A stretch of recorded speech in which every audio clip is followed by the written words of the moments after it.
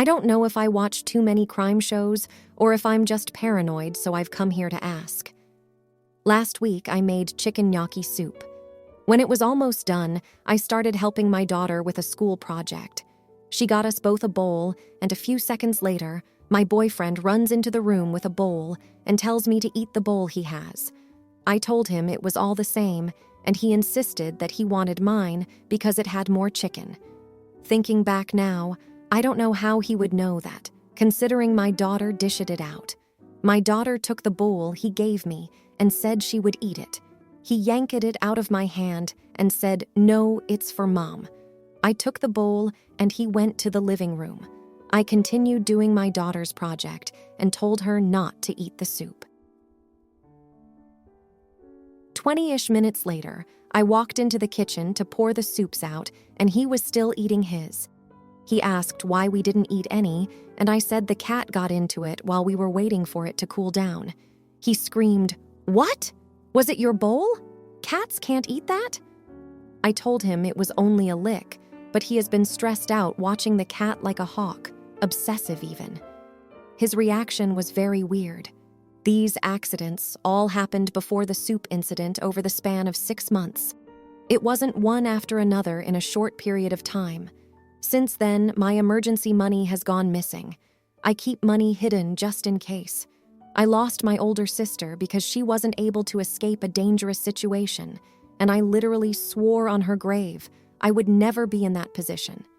After the soup incident, I went to get my money, and it was gone. It was hidden, and I changed the location every few months. I asked my daughter if maybe she found it, and that if she took it, I wouldn't be mad, because I knew she couldn't have spent it. She said no. A few hours later, she tells me she forgot, but the other day, her and my boyfriend got pulled over, and she saw my pink wallet in his glove box.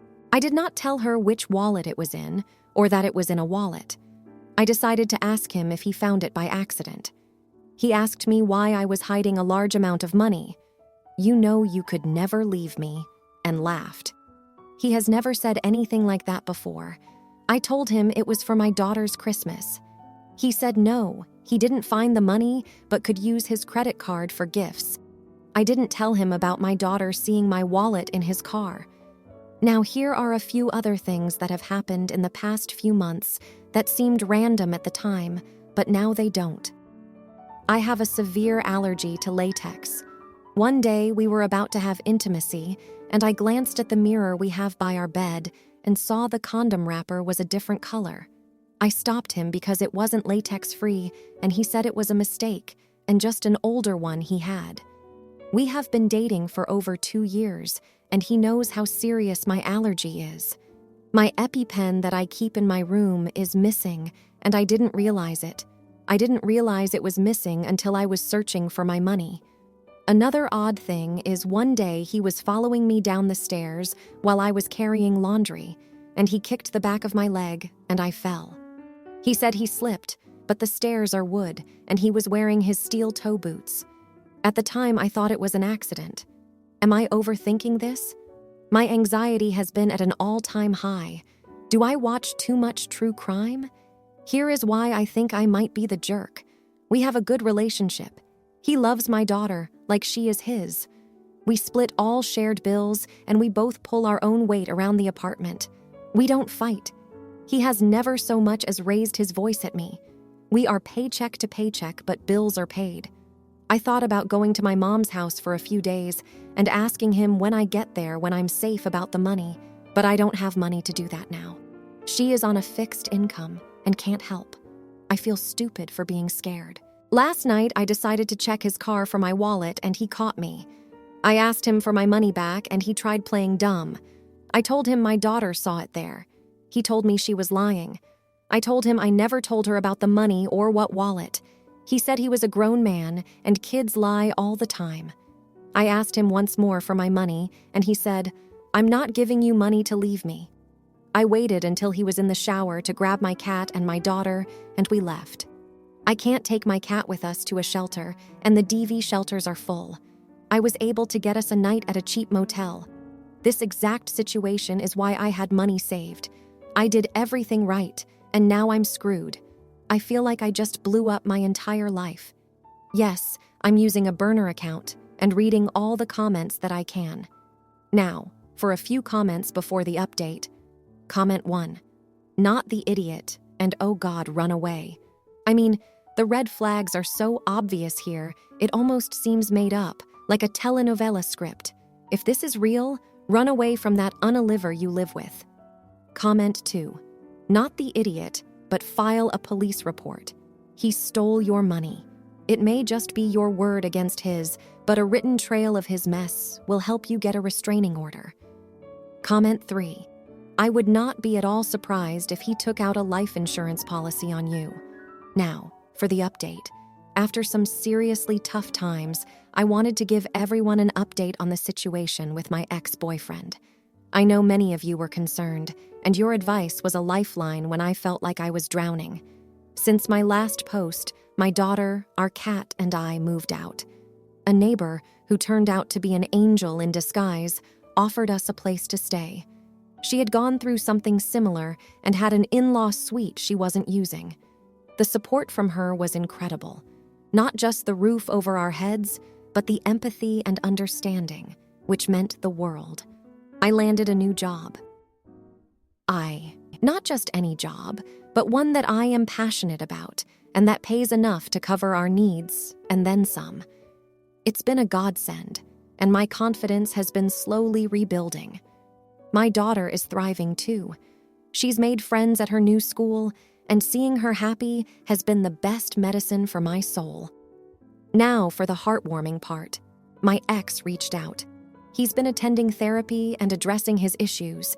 He confessed to everything: the theft, the lies, his attempts to manipulate me. And while I've kept my boundaries firm, I decided to let him apologize face to face. Watching someone you once loved break down and admit their wrongdoings was tough, but it was also a healing step. I haven't fully forgiven him, but that meeting was a start for closure and forgiveness, mostly for my peace of mind. He's also repaid the money he took and added a bit extra for our daughter's savings account.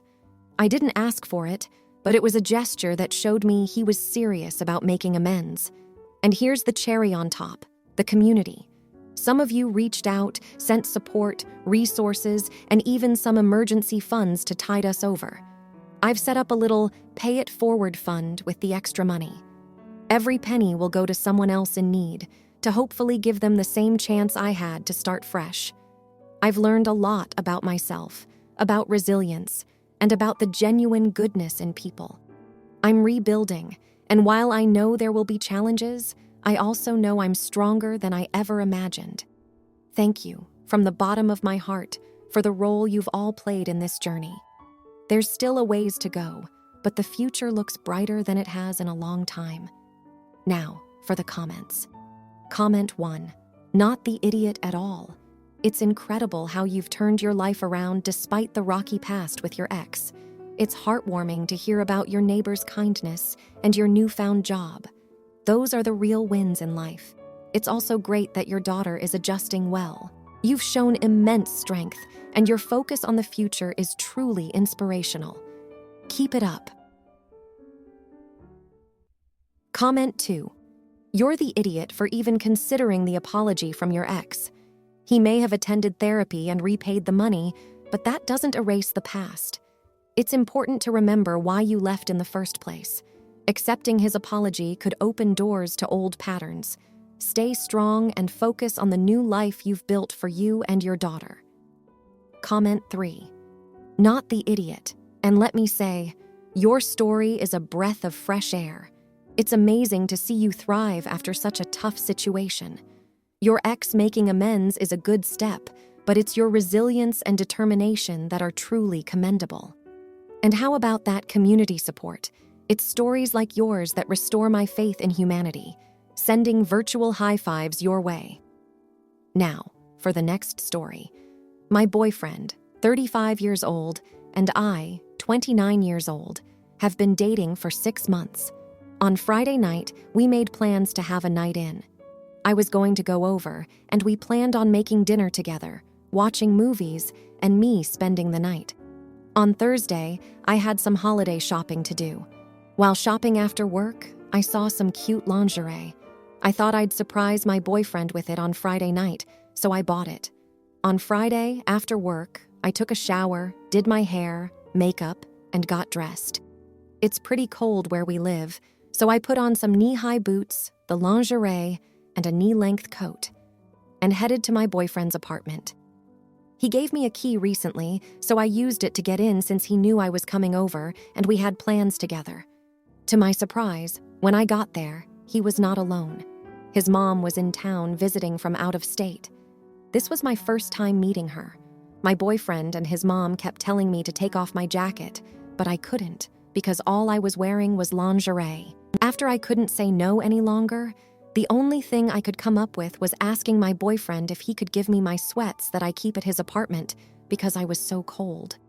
When we got into his room, he asked me why I was being so weird about my jacket and why I wouldn't take it off. When I told him, he busted out laughing. I did as well, to be fair. He told me he was sorry about his mom, but she came in on a surprise visit from out of state. After recovering from the laughter, my boyfriend, well, being a guy, said, "Can I at least see it before you change?" I let him because that was the whole point. He walked over to kiss me, and while he was kissing me, his mom opened the door and lost it. She started calling me an intimacy worker and screaming about me sleeping with her son in her face. My boyfriend was angry and started yelling at her as well, saying she was being unfair and should have knocked before opening the door. Needless to say, meeting her went terribly. My boyfriend kicked his mom out, and I feel so bad about the whole thing. So, am I the jerk? The only reason I sort of feel like the jerk is because of the issue and rift between my boyfriend and his mom now. I don't really know what else I personally could have done differently. Now, for a few comments before the update. Comment 1. Not the idiot. She came over unannounced, and when you retreated to a private room to change, barged right in without knocking. His mother needs to learn boundaries and very quickly. Comment 2. Not the idiot. If she knew you were going to his room to change, why would she follow you guys? Comment 3. Not the idiot. He's a grown butt man. Time for mom to cut the cord. Now, for the update. After that night, my boyfriend was furious with his mom for how she treated me. He demanded she apologize, which she flat out refused to do. Instead, she booked an earlier flight home and left without saying goodbye. We were both pretty shaken up, but it felt like maybe we could move past it. Boy, was I wrong. A few days later, my boyfriend's phone was blowing up with calls and texts from family members we hadn't heard from in years. His mom had gone nuclear and blasted the entire family with this wildly exaggerated version of what happened. I'm talking full-on soap opera twists. According to her, I was some kind of seductress leading her son astray. It was mortifying. The drama escalated when one of his aunts, who's always been particularly nosy, decided to take matters into her own hands. She showed up unannounced at my workplace to talk some sense into me. It was a scene straight out of a reality TV show. My boss had to intervene when she started to cause a scene in front of customers, questioning my morals and suitability as a partner. I was humiliated and beyond stressed. Amidst this chaos, my boyfriend was my rock. He stood by me, defended me to his family, and handled the situation with more grace than I could have mustered. But here's the jaw-dropper. Last weekend, my boyfriend proposed. In the middle of this family tornado, he got down on one knee at the park where we had our first date. He said he didn't want to wait any longer to start our own family narrative, one based on love and respect, not drama and judgment. I said yes, through tears and laughter. The good news? Some of his family members reached out to congratulate us and apologize for the chaos. Turns out, not everyone was buying his mom's story. We've been receiving cards and texts of support, which has been a heartwarming silver lining. The bad news? His mom has cut off communication with us entirely. It's like we're living in some kind of telenovela, but this is our reality now. We're trying to focus on the future and planning an intimate wedding with those who support us. So, in the span of 2 weeks, my sexy surprise turned into a family feud, a public showdown at my job, and an engagement.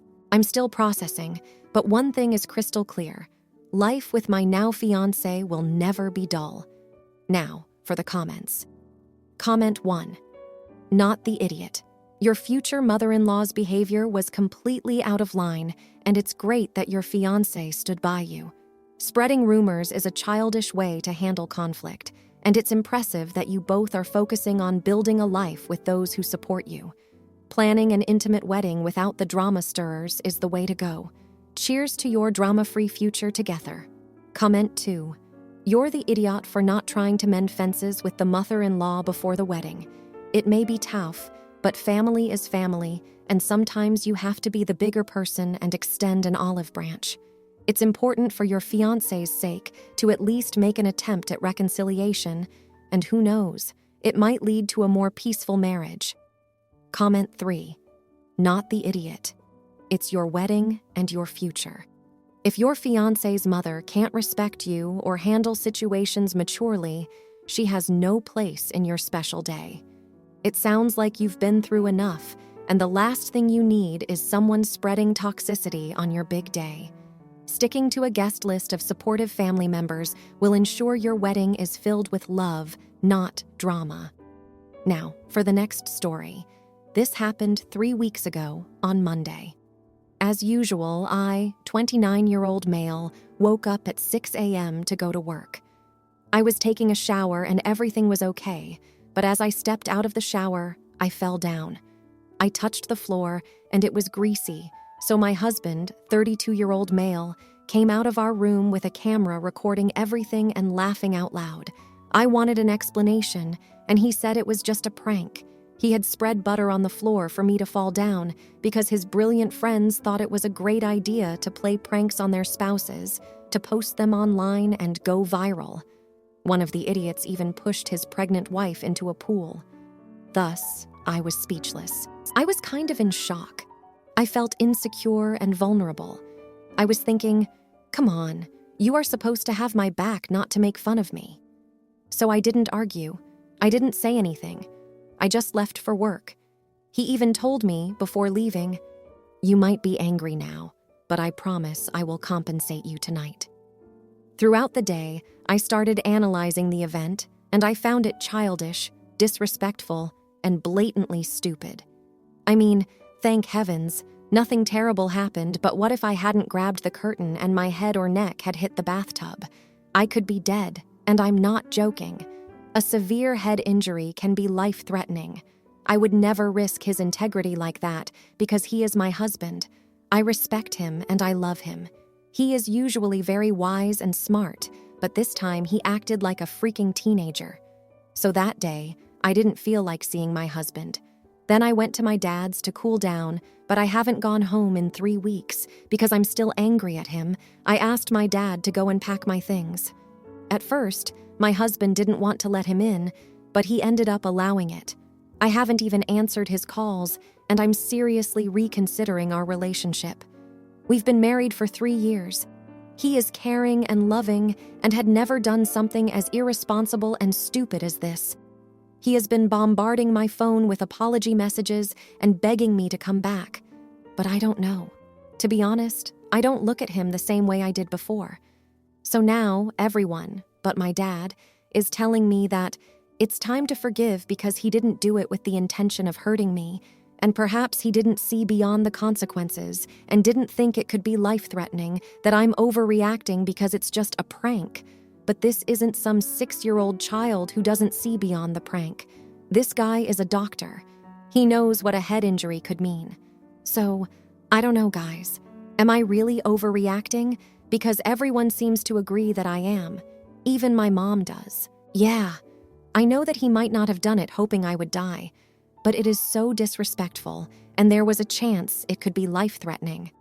A friend of mine recommended this space to get some unbiased opinions. Now, for a few comments before the update. Comment 1. Sweetie, that could have ended the life of you. Get the hell out of there. He is reckless, cruel, and hurtful. Do not give him a second chance. A second chance is an invitation to do it again. He is caring and loving. You thought he was. He showed you otherwise, and actions are louder than words. He was literally laughing at your pain. That should be an instant deal breaker. Comment 2. Not the idiot. My mom tripped and fell in her bathroom in May. This resulted in her face completely shattered, a traumatic brain injury, and nonstop surgeries and health issues ever since. Her face was so shattered that they could not even reconstruct one side. Playing with people's physical wellness is not okay. Leave him. Comment 3. Not the idiot. People literally die from slipping and falling in the shower bathroom. Not to mention, most of us are butt naked or only wrapped in a towel in that situation, and his intent was to post it online? No. Now, for the update. After 3 weeks of radio silence, I finally agreed to meet with my husband in a neutral place, a little coffee shop where we had our first date. I won't lie, my hands were shaking, and I had that heavy feeling in my chest. But the moment I saw him, I knew he was genuinely remorseful. No cameras, no friends, just him, raw and vulnerable, with a heartfelt, handwritten apology. He told me that the time apart made him reflect on his actions and how they affected our relationship. He'd been speaking to a therapist about why he felt compelled to pull such a reckless stunt and realized his obsession with social media popularity was spiraling out of control. For the first time, he saw how his desire for likes and views jeopardized the trust and safety within our marriage. To my surprise, he had also organized meetings with a couples counselor for us. He wasn't trying to rush me into forgiveness, but wanted to show his commitment to repairing what he broke. That gesture meant the world to me. We spent hours talking, crying, and laying everything on the table. It wasn't easy, but it was necessary. In a strange turn of events, his video prank fiasco had caught the eye of someone from a local nonprofit that works with youth to promote healthy relationship dynamics and responsible social media use. They offered him a chance to volunteer, to share his story, and help others learn from his mistakes. He's taken the opportunity, and I've seen a change in him. It's like he's found a new purpose, something positive to channel his energy into. We've been attending counseling together, and while it's an uphill battle, we're climbing it together. I've decided to move back in, but we've set boundaries and rules to rebuild our trust. No more pranks, full transparency with social media, and regular check-ins with our counselor. To those who said I wasn't overreacting, thank you. It validated my feelings and gave me the strength to stand up for what I believed was right for our relationship. To those who suggested forgiveness, I hear you too. Forgiveness is not about excusing the action, it's about giving us the chance to grow from it.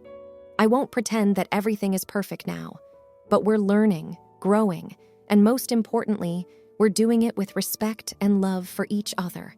It turns out, the hardest fall opened the door to a path I never expected us to take, a path that I hope will lead to a stronger, more mindful partnership. Thank you, Reddit, for being there when I needed to hear more than just the echo of my own thoughts. Your words were the friends I needed. Now, for the comments. Comment 1. Not the idiot.